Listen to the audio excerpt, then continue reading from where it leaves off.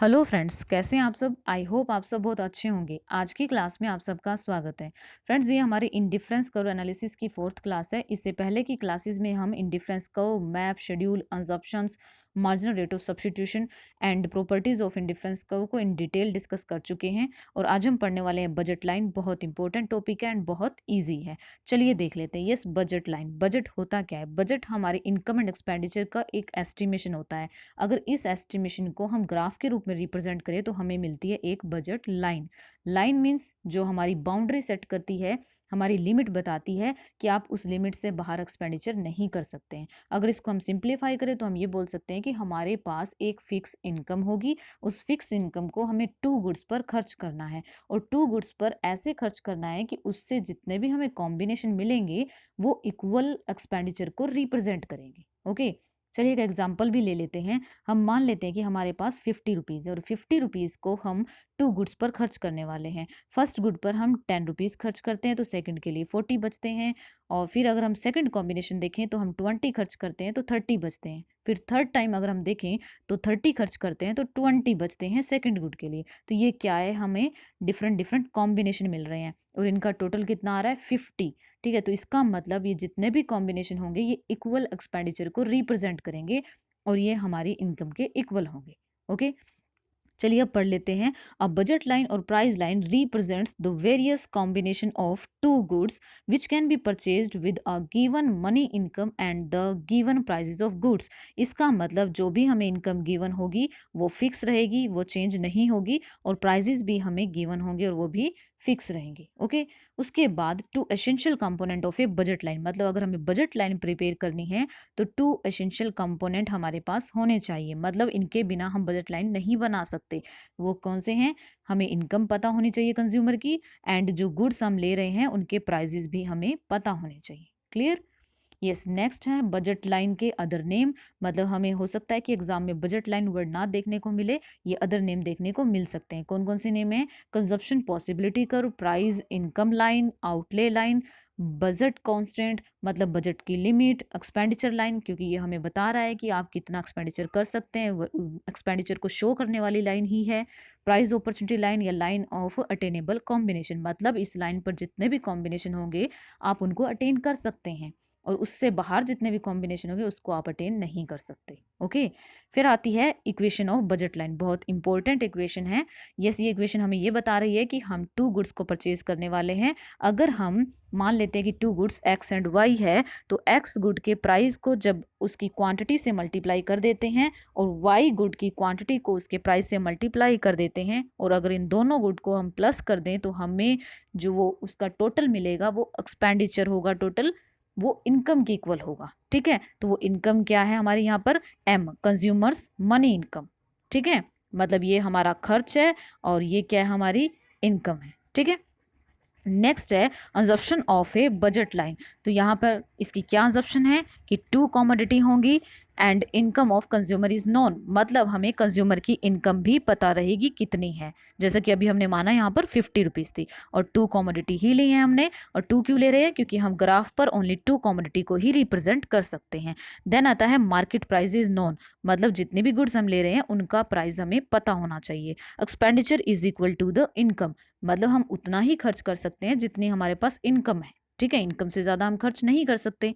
उसके बाद हमने यहाँ पर एग्जाम्पल लिया है जिसमें हम ये मान रहे हैं कि हमारे पास टोटल इनकम है 50 रुपीज़ और यहाँ पर टू गुड है, good X and good Y, और गुड एक्स का प्राइस है ₹5 एंड गुड वाई का है ₹10। ठीक है, तो सबसे पहले हम ये मान रहे हैं कि गुड एक्स की लेते हैं हम 10 यूनिट। जब गुड एक्स की हम 10 यूनिट ले लेते हैं तो हमारा खर्च कितना हो जाता है? 10 × 5। ठीक है, ये 10 क्या है? यूनिट्स मीन्स क्वांटिटी एंड 5 क्या है? प्राइस। तो कितना खर्च हो जाता है? 50 रुपीज़ खर्च हो जाता है और हमारे पास टोटल थे कितने? 50। तो गुड वाई को परचेज करने के लिए कितना बचा? 0। ठीक है, उसके बाद मिस गुड वाई के लिए हमारे पास कुछ नहीं है तो हम गुड वाई को परचेज नहीं कर रहे हैं। फिर हम मान लेते हैं कि हम 6 यूनिट ले रहे हैं गुड एक्स की। अगर हमने 6 यूनिट ली तो हमने कितना खर्च कर दिया? 6 × 5 मीन्स 30 रुपीज़ हम खर्च कर चुके हैं। अब बचे कितने? 20। तो 20 से हम कितनी यूनिट ले सकते हैं गुड वाई की? 2। ओके, देन है गुड एक्स। गुड एक्स की हम कितनी ले रहे हैं? अब मान लेते हैं 4। तो हमने कितना खर्च कर दिया? 4 × 5 = 20, तो बची कितने 30, और 30 रुपीज़ से हम 3 यूनिट ले सकते हैं गुड वाई की। इसी तरह हम 2 जब यूनिट लेते हैं गुड एक्स की तो हम ले पाएंगे गुड वाई की 4 यूनिट्स। और अगर हम गुड एक्स की कुछ नहीं ले रहे हैं, मीन्स हम ओनली गुड वाई को परचेज कर रहे हैं, तो मैक्सिमम 5 यूनिट ले सकते हैं गुड वाई की। तो इसका मतलब मैक्सिमम यूनिट गुड एक्स की कितनी ले सकते हैं 10, एंड गुड वाई की कितनी ले सकते हैं 5। और यहाँ पर जो इंपॉर्टेंट बात है कि हम चाहे कोई भी कॉम्बिनेशन ले लें A B C D E, हमारा जो एक्सपेंडिचर आएगा वो इक्वल ही आएगा। क्लियर? तो हम ये बोल सकते हैं कि बजट लाइन पर जितने भी कॉम्बिनेशन होंगे वो इक्वल एक्सपेंडिचर को रिप्रेजेंट करेंगे, और जो आईसी कर्व था उसमें जितने भी कॉम्बिनेशन होते थे वो इक्वल सेटिस्फेक्शन को रिप्रेजेंट करते थे। क्लियर? चलिए इसको ग्राफ के रूप में रिप्रेजेंट करते हैं। यहाँ पर ओ एक्स एक्सिस पर है good X and O Y axis पर है गुड वाई।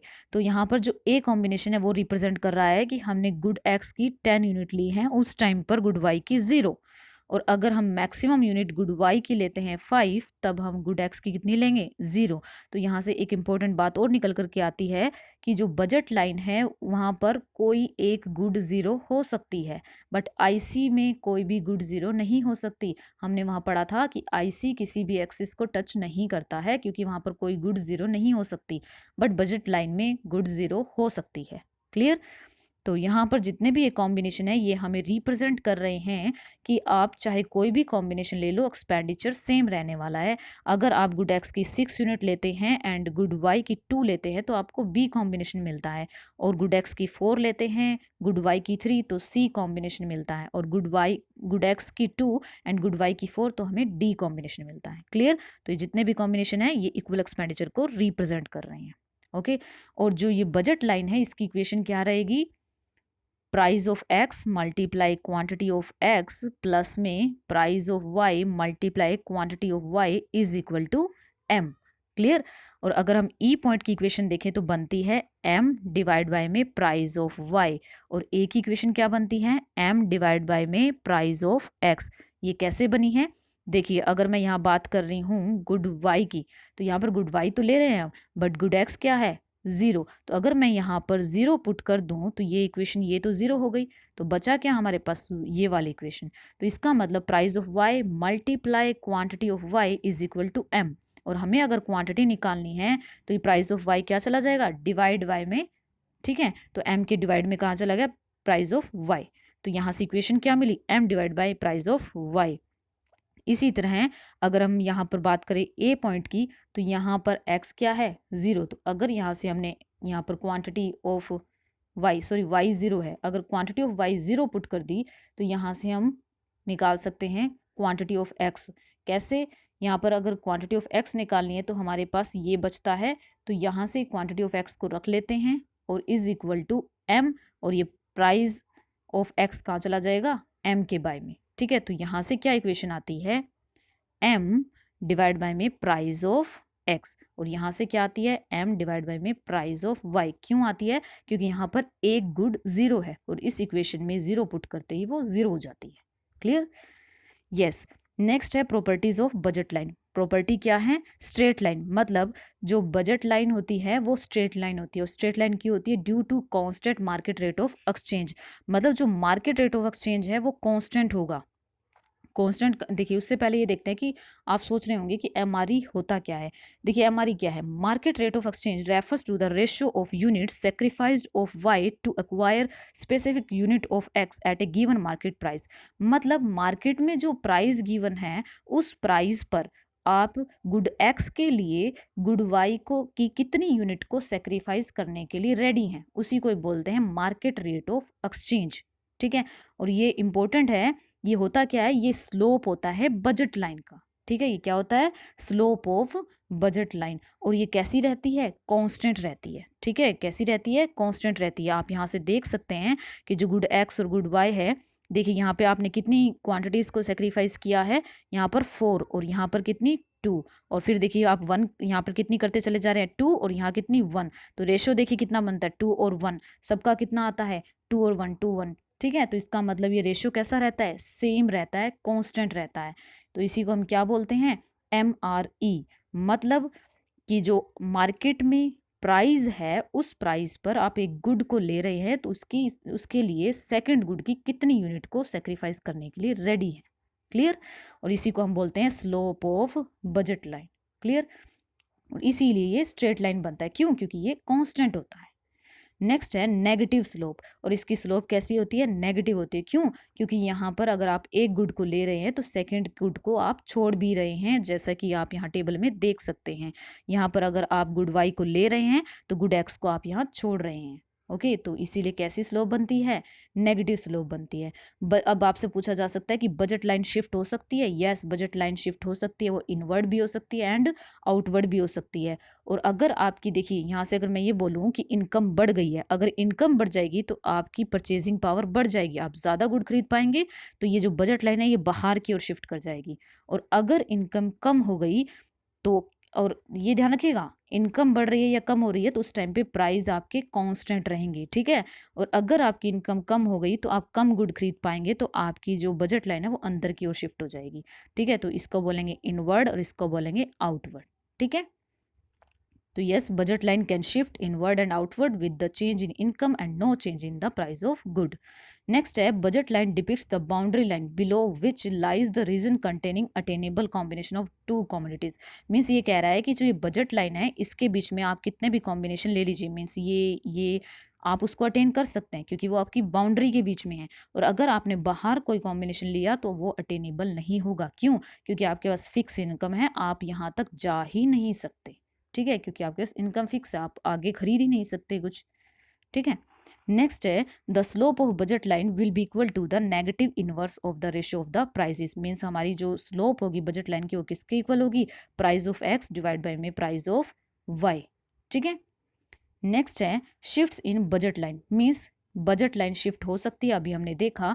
अगर हमारी इनकम चेंज होगी, अगर प्राइजेस सेम है बट इनकम चेंज होगी तो हमारी बजट लाइन शिफ्ट कर सकती है। अगर हमारी इनकम बढ़ती है तो बजट लाइन आउटवर्ड शिफ्ट हो जाती है। शिफ्ट का मतलब एक नई बजट लाइन बन जाती है। ठीक है। शिफ्ट में एंड रोटेशन में डिफरेंस होता है। शिफ्ट में नई बजट लाइन बन जाती है एंड रोटेशन में नई बजट लाइन नहीं बनती है। ठीक है। अगर हमारी इनकम चेंज हो रही है बट प्राइसेस चेंज नहीं हो रहे हैं तो हमारी बजट लाइन शिफ्ट हो जाएगी। अगर इनकम कम होगी तो हमारी बजट लाइन इनवर्ड होगी, और अगर इनकम ज़्यादा होगी तो बजट लाइन आउटवर्ड, क्योंकि हम ज़्यादा खरीद पाएंगे। ठीक है। इसी तरह अगर मैं ये बोलूँ कि changes in prices of commodities, अगर हमारी दोनों कमोडिटी के प्राइसेस में चेंज आता है तो शिफ्ट होती है हमारी बजट लाइन। अगर हमारे, मान लेते हैं कि दोनों ही गुड के प्राइसेस बढ़ गए हैं, दोनों ही गुड के प्राइस बढ़े तो आप ज़्यादा कमोडिटी नहीं खरीद पाएंगे, तो हमारी बजट लाइन अंदर की ओर शिफ्ट हो जाएगी। ठीक है। और अगर दोनों के ही प्राइसेस कम हो गए तो हमारी बजट लाइन आउटवर्ड शिफ्ट हो जाएगी। इसका मतलब आप ज़्यादा गुड को खरीद पाएंगे। ठीक है। बट अगर एक गुड के प्राइस में चेंज होगा तो रोटेशन होगा बजट लाइन में। ठीक है। कैसे? मीन्स अगर एक गुड का प्राइस बढ़ा तो हमारी बजट लाइन रोटेट होकर अंदर की ओर हो जाएगी। ठीक है, इनवर्ड हो जाएगी। और अगर प्राइस कम हुआ सिर्फ एक गुड का, जैसे कि यहाँ पर एक्स का अगर कम हुआ तो हमारी बजट लाइन बाहर की ओर आउटवर्ड रोटेट हो जाएगी, शिफ्ट नहीं होगी। ठीक है।